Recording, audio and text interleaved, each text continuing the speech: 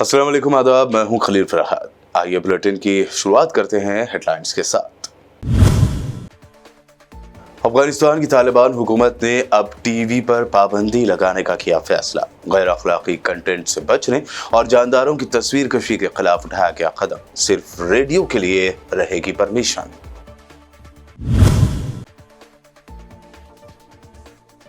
Israel, America और दीगर मगरबी ममालिक के लिए सरदर्द बने यमन के हौसी। अब इसराइल की मदद के लिए जाने वाले 3 बहरी जहाजों को बनाया निशाना।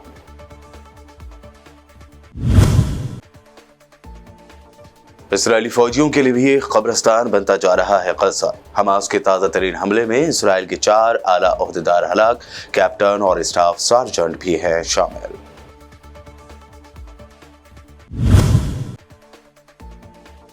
हिज़्बुल्लाह ने हसन नसरुल्लाह के बाद नईम कासिम को अपना नया चीफ मुकर्रर कर दिया। इसराइल ने एक्स पर पोस्ट करते हुए लिखा, नईम कासिम की उल्टी गिनती हो गई है शुरू।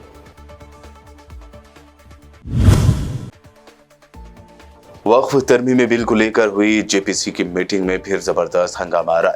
दिल्ली वक्फ बोर्ड के गैर मुस्लिम एडमिनिस्ट्रेटर अश्विनी कुमार को प्रेजेंटेशन देने से रोक दिया गया।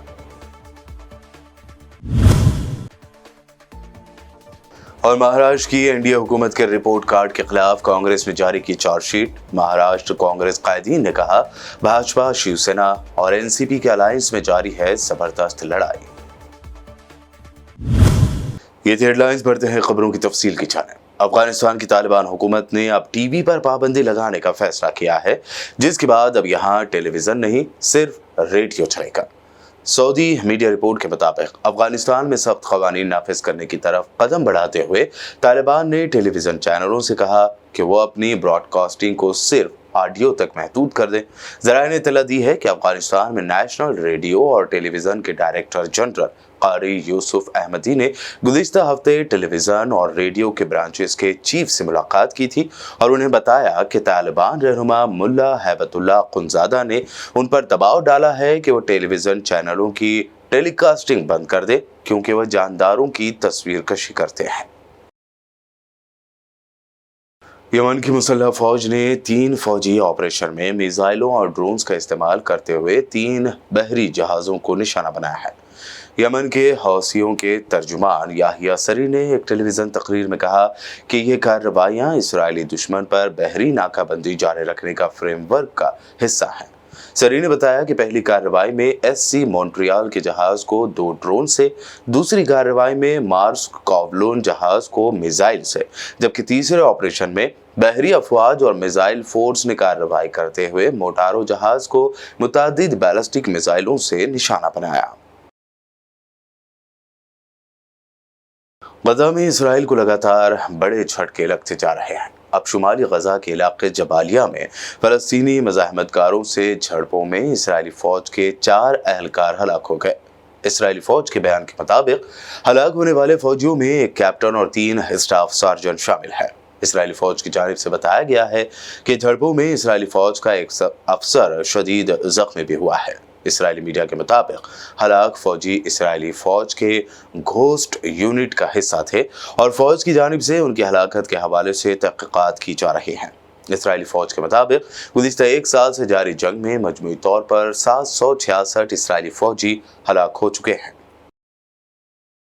इसराइली फौज ने बैत अल-लेहा शहर में अपने जुल्म का सिलसिला जारी रखते हुए बमबारी की, जिसके नतीजे में 93 फ़लस्तीनी शहीद हो गए। अरब मीडिया के मुताबिक इसराइली फौज ने मंगल के सुबह एक बार फिर बैत अल-लेहा शहर में कायम रिहायशी इमारतों पर बमबारी की, जिसके नतीजे में अब तक 93 फ़लस्तीनियों की शहादत की तस्दीक हुई है, जबकि हलाकतों में मजीद इजाफे का खदशा है।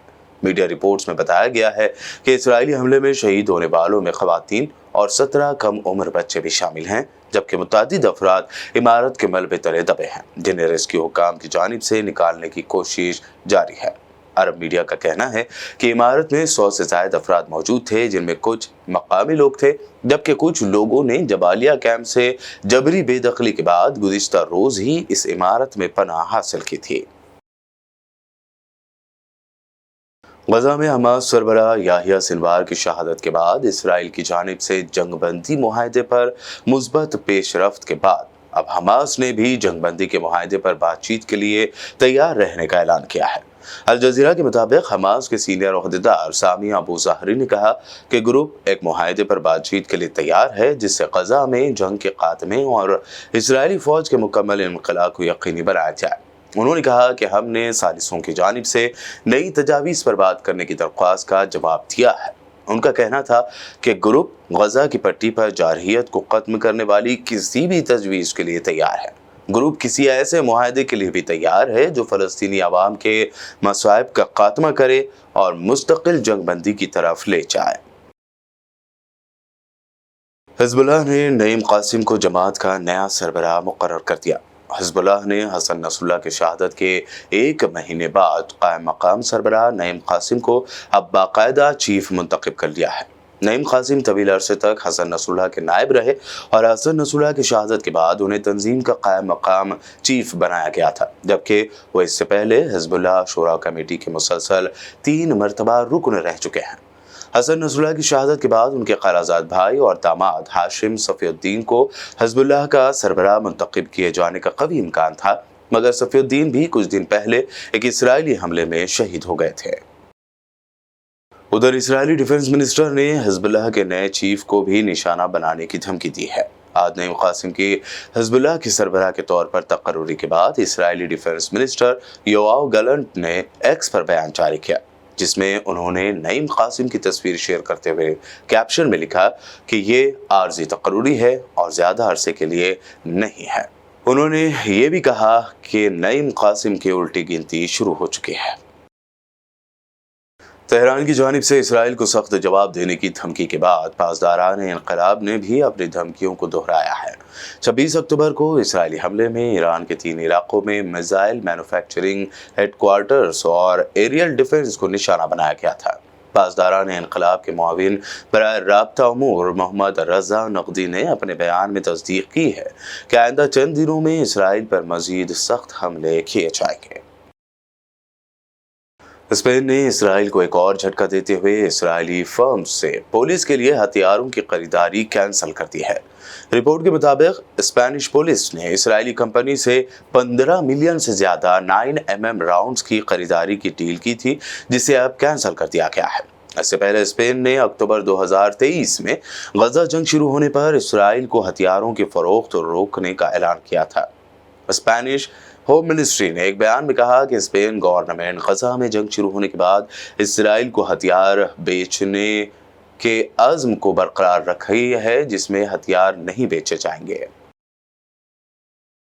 यूक्रेन के शहर खार्किव में रूसी फौज के हमले में 4 अफराद हलाक हो गए हैं। रूसी फौज ने यूक्रेन के 2 बड़े शहरों खार्किव और कीव पर रात गए हमले किए। सोशल मीडिया पर अपने पोस्ट में खार्किव की इंतजामिया ने ऐलान किया है कि शहर के ओस्नोवियांस्की इलाके में होने वाले हमले में 4 अफराद की जानें गई हैं। यूक्रेन की दारुलहुकूमत कीव में मेयर विटाली क्लिचिको ने इत्तला दी है कि एक रूसी ड्रोन को मार गिराया गया है। क्लिचिको ने यह भी बताया कि ड्रोन के गिरने वाले टुकड़ों से इलाके में 4 अफराद जख्मी हुए और एक इमारत और कुछ गाड़ियों में आग भड़क उठी। बुलेटिन में खबरों का सिलसिला लगातार जारी रहेगा। फिलहाल रुकते हैं एक छोटे से ब्रेक के लिए।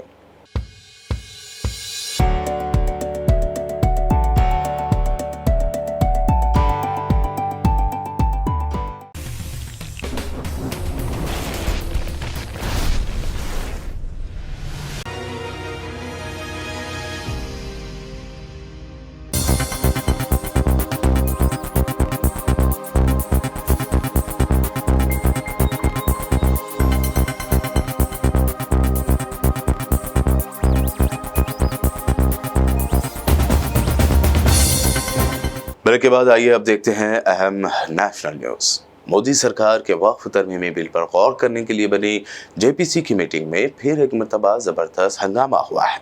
जैसे ही दिल्ली वक्फ बोर्ड के एडमिनिस्ट्रेटर अश्विनी कुमार अपनी टीम के साथ प्रेजेंटेशन के लिए अंदर पहुंचे तो अपोजिशन पार्टियों के अरकान ने हंगामा आराई और नारेबाजी शुरू कर दी। उन्होंने दिल्ली वक्फ बोर्ड के मुंतजिम को गैर कानूनी करार दिया। दिल्ली वक्फ बोर्ड के मुंतजिम और टीम ने तकरीबन 1 घंटे तक कमेटी के सामने अपने ख्यालात पेश किए। अपोजिशन के अरकान इस बात को लेकर मुश्तइल थे कि दिल्ली वक्फ बोर्ड के एडमिनिस्ट्रेटर मुस्लिम नहीं है।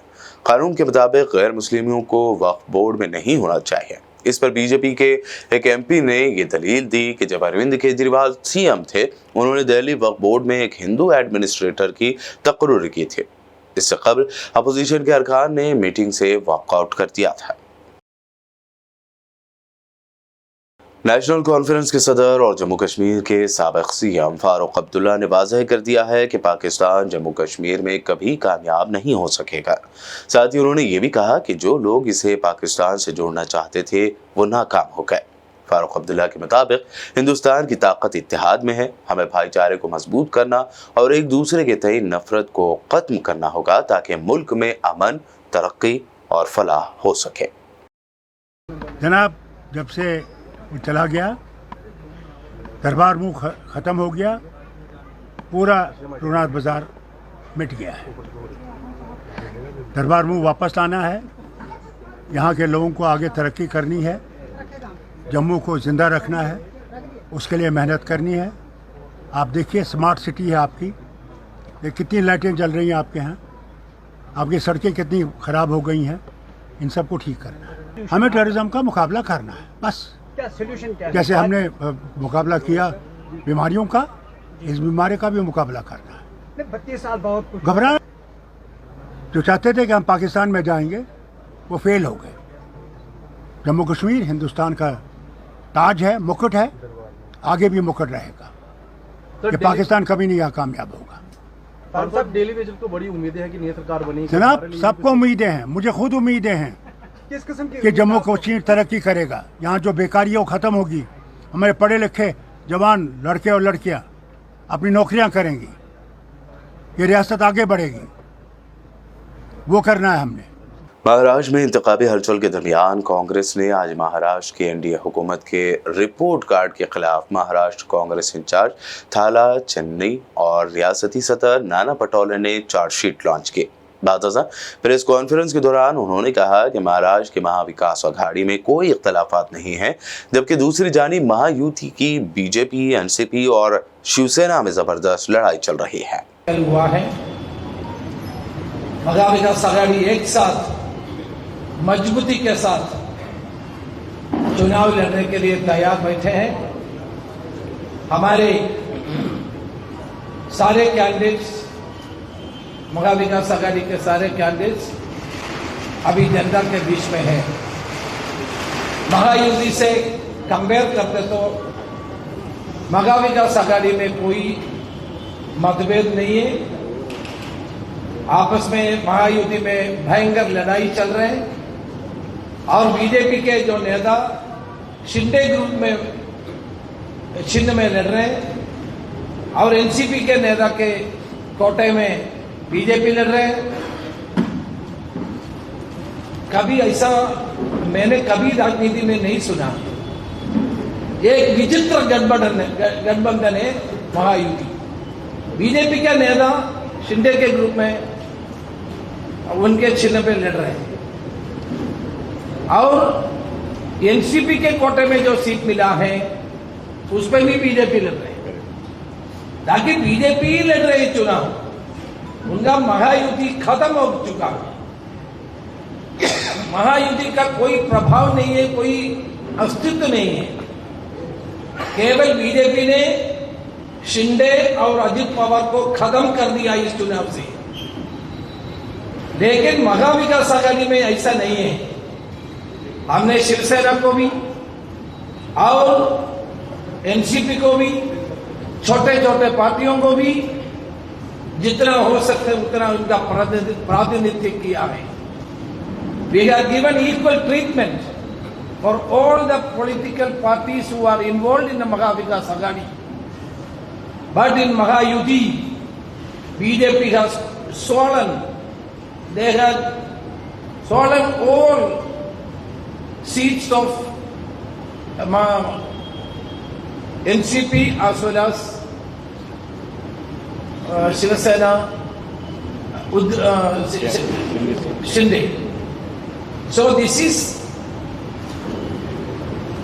a clear message that BJP wanted to kill their alliance partners. Mahayuti में बीजेपी ऐसे बोलते तो 180 सीट में लड़ रहे हैं, 180-200 सीट में लड़ रहे हैं। आम आदमी पार्टी लीडर संजय सिंह ने प्रेस कॉन्फ्रेंस में मुल्क में कई एयरलाइंस को बम से उड़ाने की धमकी और मंदिरों व दीगर कई अहम मुकामात पर बम रखने और बम से उड़ाने की धमकी पर मोदी सरकार से सवाल पूछे। उन्होंने कहा कि पीएम मोदी जी की हुकूमत में सिक्योरिटी की ये हालत है कि देश दहशत, डर और खौफ से परेशान है। अब जो एयरपोर्ट पे जाने वाला यात्री है या एयरलाइंस से जाने वाला यात्री है एक जगह से दूसरी जगह, उसके मन में भय बैठा हुआ है कब कौन सा जहाज बम से उड़ा दिया जाए। क्योंकि मैंने देखा पार्लियामेंट तक सुरक्षित नहीं है। धमकी देके देश की संसद में नरेंद्र मोदी जी के ही कार्यकाल में कुछ नौजवान जिनके मुद्दे थे अपने, वो घुस गए संसद में। वो ठीक बात है कि उनका कोई बम ऐसा नहीं था कि वो किसी को हानि पहुंचाए, लेकिन वहां पर जो सुरक्षा की चूक हुई वो चिंताजनक है देश की संसद के अंदर। और अब मैं सिलसिलेवार करके बता रहा हूं आपको। 22 अगस्त 2024 को एयर इंडिया का जहाज उड़ाने की धमकी दी गई। 1 सितंबर 2024 को इंडिगो का जहाज जबलपुर से हैदराबाद जाने वाला, उसको उड़ाने की धमकी दी गई। 4 सितंबर 2024 को एयर इंडिया का जहाज दिल्ली से विशाखापट्टनम, उसको उड़ाने की धमकी दी गई। 6 सितंबर 2024 को विस्तारा एयरलाइंस का हवाई जहाज, उसको बम से उड़ाने की धमकी दी गई। 15 अक्टूबर 2024 को एयर इंडिया की फ्लाइट को, एयर इंडिया के जहाज को बम से उड़ाने की धमकी दी गई। 17 अक्टूबर 2024 को air Akasa, Air India, SpiceJet, IndiGo, इन जहाजों को उड़ाने की, बम से उड़ाने की धमकी दी गई।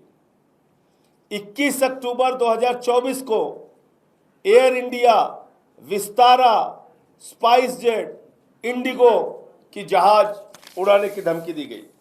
आम आदमी पार्टी कन्वीनर अरविंद केजरीवाल ने एक प्रेस कॉन्फ्रेंस में मरकज की मोदी हुकूमत की आयुष्मान भारत योजना को लेकर सवाल उठाए। उन्होंने दावा किया कि ये उनका नहीं, कैग का कहना है कि आयुष्मान भारत योजना, उसमें बहुत सारे घोटाले हैं।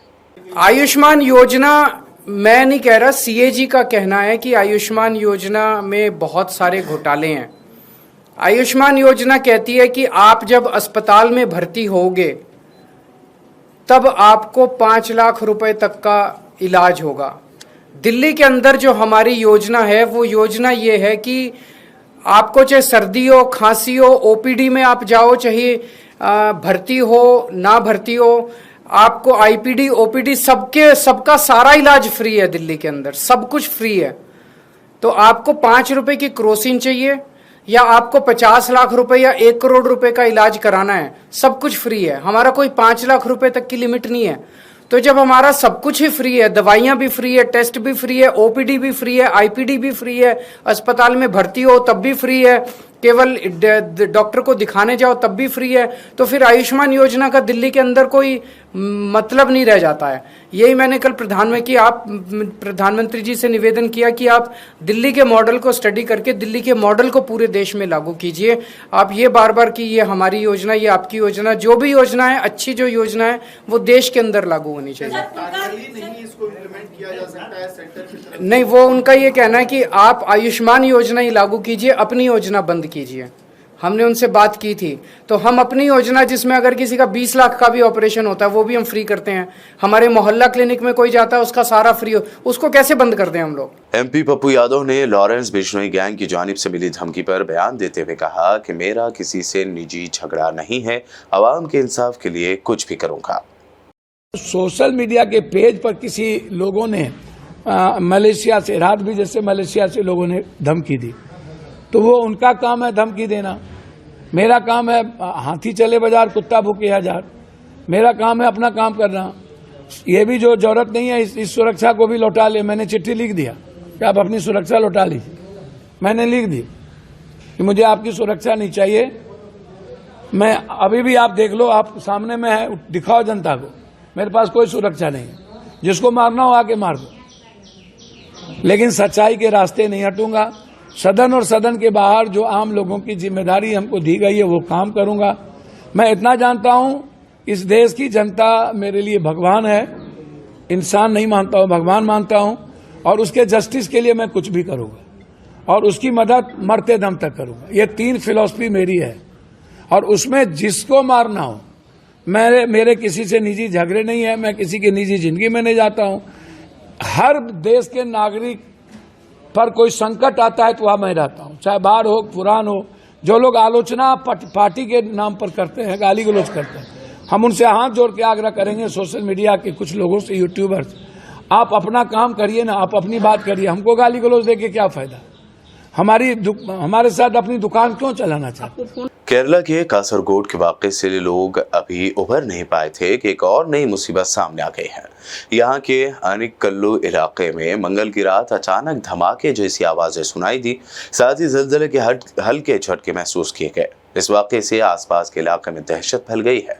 आवाजें सुनने के बाद 280 से ज्यादा लोगों को महफूज मकाम पर पहुंचाया गया। अभी तक धमाके जैसी इन आवाजों और ज़लज़ले के झटकों की वजह वाज़ेह नहीं हो पाई है। और अब आखिर में हेडलाइंस पर डालते हैं एक और नजर। अफगानिस्तान की तालिबान हुकूमत ने अब टीवी पर पाबंदी लगाने का किया फैसला। गैर अखलाकी कंटेंट से बचने और जानदारों की तस्वीर कशी के खिलाफ उठाया गया कदम। सिर्फ रेडियो के लिए रहेगी परमिशन।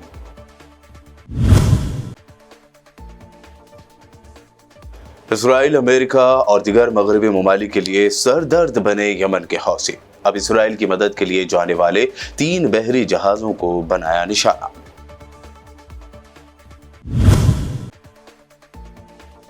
इसराइली फौजियों के लिए भी कब्रिस्तान बनता जा रहा है गज़ा। हमास के ताज़ा तरीन हमले में इसराइल के 4 आला ओहदेदार हलाक, कैप्टन और स्टाफ सार्जेंट भी हैं शामिल।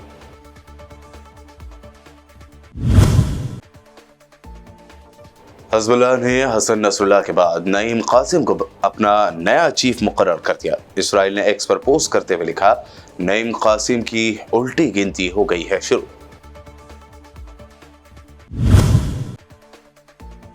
वक्फ तरमीमी बिल को लेकर हुई जेपीसी की मीटिंग में फिर जबरदस्त हंगामा आया। दिल्ली वक्फ बोर्ड के गैर मुस्लिम एडमिनिस्ट्रेटर अश्विनी कुमार को प्रेजेंटेशन देने से रोक दिया गया।